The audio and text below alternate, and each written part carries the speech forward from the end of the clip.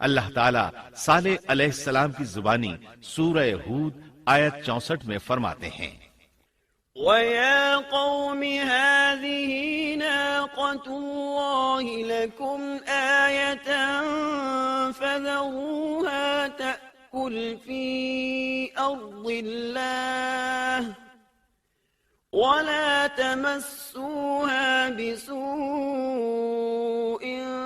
فَيَأْخُذَكُمْ عَذَابٌ قَرِيبٌ۔ اے میری قوم، یہ اللہ کی بھیجی ہوئی اونٹنی ہے، یہ تمہارے لیے ایک معجزہ ہے۔ اب تم اسے اللہ کی زمین میں کھاتی ہوئی چھوڑ دو اور اسے کسی طرح کی تکلیف نہ پہنچاؤ، ورنہ فوری عذاب تمہیں آ پکڑے گا۔ اس اونٹنی کو چونکہ کسی اونٹنی نے جنم نہیں دیا تھا، اس لیے اس کو ناقۃ اللہ یعنی اللہ کی اونٹنی کہا گیا۔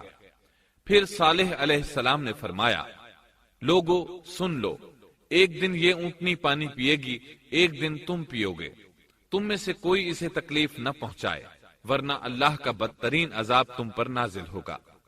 سورۃ القمر میں اللہ فرماتے ہیں، بے شک ہم اونٹنی کو ان کے لیے آزمائش بنا کر بھیج رہے ہیں، تم صبر کے ساتھ ان کے انجام کا انتظار کرو۔ اس نشانی کے ظہور کے بعد اللہ تعالیٰ نے صالح علیہ السلام کو مخاطب کر کے فرمایا، تم اب دیکھتے رہو کہ ان کا انجام کیا ہوتا ہے، ان کی سختیوں پر صبر کرو، ان سے کہہ دو کہ پانی پر ایک دن ان کا اختیار ہوگا اور ایک دن اس اونٹنی کا، خبردار کوئی زیادتی نہ کرے اور اس اونٹنی کو پانی پینے سے نہ روکے۔ سورۃ الشمس میں اللہ تعالیٰ فرماتے ہیں کہ ان سے اللہ کے رسول نے فرما دیا تھا کہ اللہ کی اونٹنی کی اور اس کے پانی پینے کی باری کی حفاظت کرو، یعنی اسے نہ تو پانی پینے سے روکو اور نہ ہی اسے کوئی تکلیف پہنچاؤ۔ اس معجزے کو دیکھ کر لوگ دو گروہوں میں بٹ گئے۔ بہت کم لوگوں نے صالح علیہ السلام کی پیروی کی، ان پر ایمان لائے، جبکہ اکثر لوگ پھر بھی اپنے کفر پر ڈٹے رہے۔ اللہ تعالیٰ فرماتے ہیں، ان لوگوں نے خود معجزے کا مطالبہ کیا تھا، لیکن اس کو اپنی آنکھوں سے دیکھنے کے باوجود ظلم پر اڑے رہے اور کفر پر اصرار کرتے رہے۔ سورۃ الحجر آیت 81 میں اللہ فرماتے ہیں، وَآتَيْنَاهُمْ آيَاتِنَا فَكَانُوا عَنْهَا مُعْرِضِينَ، اور انہیں ہم نے اپنی نشانیاں بھی عطا فرمائی تھیں، لیکن پھر بھی وہ ان سے گردن موڑنے والے ہی رہے۔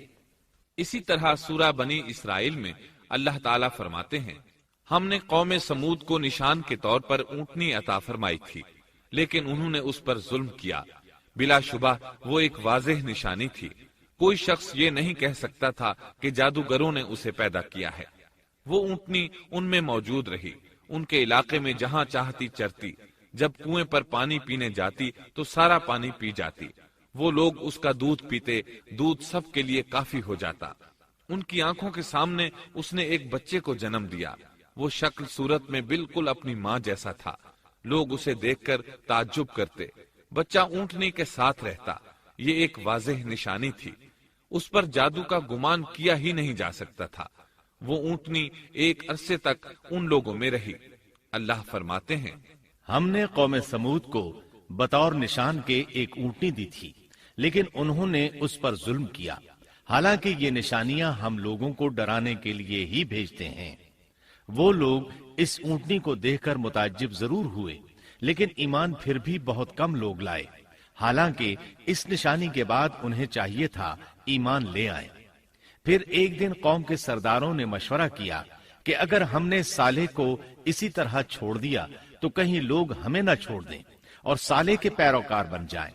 اس اونٹنی نے تو ہمیں مصیبت میں ڈال دیا ہے، ہم پورا ایک دن پانی کو چھو بھی نہیں سکتے، کیونکہ یہ سارا دن پانی پیتی رہتی ہے۔ پھر یہ اس قدر دیو ہیکل ہے کہ اسے دیکھ کر ہماری بکریاں بھاگ جاتی ہیں، اونٹ اسے دیکھ کر خوفزدہ ہو جاتے ہیں، لہٰذا ہمیں چاہیے کہ اس سے چھٹکارا حاصل کر لیں۔ وہ آپس میں مشورہ کرتے رہے، آخر انہوں نے ایک آدمی منتخب کیا۔ مورخین کا اس پر اتفاق ہے کہ اس کا نام قدار بن سالف تھا، اس کے ساتھ اس کا ایک ساتھی بھی تھا۔ ان دونوں نے مل کر اونٹنی کو قتل کیا۔ اللہ تعالی سورۃ القمر آیت 29 اور 30 میں فرماتے ہیں فنادوا صاحبهم فتعاطى فعقر فكيف كان عذابي ونذر۔ پھر انہوں نے اپنے ساتھی کو بلایا، تب اس نے ہاتھ بڑھایا اور اس کی کونچیں کاٹ دیں، پھر دیکھا ہمارا عذاب اور ڈراوا کیسا تھا۔ اس قدار کے بارے میں نبی کریم صلی اللہ علیہ وسلم کا ارشاد ہے کہ پہلے لوگوں میں سے سب سے زیادہ بدبخت یہی تھا۔ اللہ تعالیٰ نے قرآن مجید میں اس کا ذکر یوں فرمایا ہے فَنَادَوْا صَاحِبَهُمْ، پھر انہوں نے اپنے ساتھی کو پکارا۔ سورۃ الشمس میں اللہ فرماتے ہیں إِذِ انبَعَثَ أَشْقَاهَا، جب ان میں بڑا بدبخت شخص اٹھ کھڑا ہوا۔ یہ بدبخت قدار اٹھا، اپنے ساتھی کو ساتھ لیا اور اونٹنی کو قتل کرنے کے لیے تیار ہو گئے۔ آپس میں مشورہ ہوا کہ یہ نہ کہا جائے ہم نے اسے قتل کیا ہے۔ اس طرح باقی لوگوں نے بھی ان سے اتفاق کیا۔ اللہ تعالی سورہ نمل آیت 48 میں فرماتے ہیں وَكَانَ فِي الْمَدِينَةِ 9 رَهْطٍ يُفْسِدُونَ فِي الْأَرْضِ وَلَا يُصْلِحُونَ، اور اس شہر میں 9 آدمی ایسے تھے جو زمین میں فساد کرتے تھے اور اصلاح نہیں کرتے تھے۔ مطلب یہ کہ یہ لوگ فساد کی انتہا کو پہنچے ہوئے تھے، ان میں بھلائی نام کو نہیں تھی اور نہ ان کا فساد کی اصلاح کا ارادہ تھا۔ بخاری، مسلم اور مسند احمد کی ایک حدیث میں ہے رسول اللہ صلی اللہ علیہ وسلم نے ایک بار اپنے خطبے میں اس اونٹنی اور اسے مار ڈالنے کا ذکر فرمایا۔ آیت اذم بعثا اشقاہا کی تلاوت کرتے ہوئے فرمایا کہ جیسے ابو زمعہ تھا اسی جیسا یہ شخص بھی اپنی قوم میں عزیز، دلیر اور بڑا آدمی تھا۔ تمام لوگوں نے اس بدبخت کے ساتھ عہد کیا اور اسے یقین دہانی کرائی کہ اگر تمہارے ساتھ کسی نے برائی کا ارادہ کیا تو تمام قوم تمہاری حمایت میں اٹھ کھڑی ہوگی۔ اس یقین دہانی کے بعد یہ بدبخت اونٹنی کے انتظار میں بیٹھ گئے۔ اونٹنی پہاڑ کی طرف سے آتی تھی اور پانی پی کر واپس چلی جاتی تھی، یہی اس کا معمول تھا۔ جب ان لوگوں نے چٹان سے اونٹنی کو نکلتے دیکھا تو اچانک حملہ کرنے کے لیے آگے بڑھے، لیکن اس کا جثہ دیکھ کر خوفزدہ ہو گئے، الٹے پاؤں بھاگے۔ بدبخت قدار نے اپنے ساتھیوں کی یہ حالت دیکھی تو ہنس پڑا اور آگے بڑھ کر اونٹنی کی ران میں تیر مارا۔ اس سے اونٹنی کی ران کی ہڈی ٹوٹ گئی اور وہ نیچے گر گئی۔ پھر اس ظالم نے اپنے ساتھیوں کو آواز دی اور آگے بڑھ کر اونٹنی کی کونچیں کاٹ دی۔ سورۃ الشمس میں اللہ تعالیٰ فرماتے ہیں ان لوگوں نے اپنے پیغمبر کو جھوٹا سمجھ کر اس اونٹنی کی کونچیں کاٹ دی، بس ان کے رب نے ان کے گناہوں کے باعث ان پر ہلاکت ڈالی اور پھر ہلاکت کو عام کر دیا اور اس بستی کو برباد کر دیا۔ اونٹنی کی کونچیں کاٹ دیے جانے کے بارے میں اللہ تعالیٰ ایک دوسرے مقام پر فرماتے ہیں کہ پس انہوں نے اونٹنی کو مار ڈالا اور اپنے پروردگار کے حکم سے سرتابی کی اور کہنے لگے اے صالح، جن عذابوں سے تو ہمیں دھمکاتا رہتا تھا اگر تو واقعی پیغمبر ہے تو ان عذابوں کو ہم پر نازل کرا دے۔ اونٹنی پر حملہ ہوتے ہی اس کا بچہ بھاگ نکلا تھا۔ وہ پہاڑ کی چوٹی پر چڑھ گیا، 3 مرتبہ بلبلایا۔ یہ بدبخت اس کے پیچھے بھاگے اور آخر اسے بھی قتل کر دیا۔ پھر تمام بستی والے جمع ہوئے، اونٹنی اور اس کے بچے کا گوشت تیار کیا اور مزے کے ساتھ اس کو کھایا۔ اس جرم میں ان سب نے شرکت کی، البتہ جو لوگ صالح علیہ السلام پر ایمان لے آئے تھے وہ الگ تھلگ رہے۔ صالح علیہ السلام کو جب یہ خبر ملی تو وہ گھبرائے ہوئے اونٹنی کے پاس پہنچے۔ اونٹنی بے جان پڑی تھی، اس کا بچہ بھی بے جان تھا۔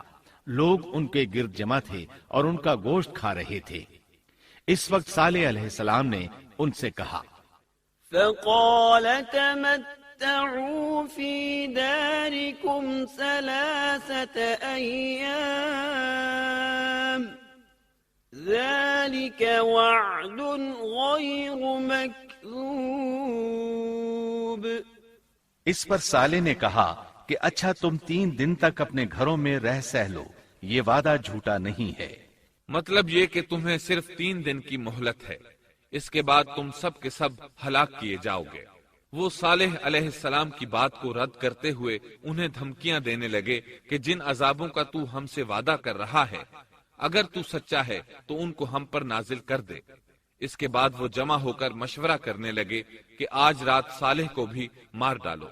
ان کے اس مشورے کے بارے میں اللہ تعالی سورۃ النمل آیات 48 اور 49 میں فرماتے ہیں، اس شہر میں 9 سردار تھے، وہ زمین میں فساد پھیلاتے رہتے تھے اور اصلاح نہیں کرتے تھے۔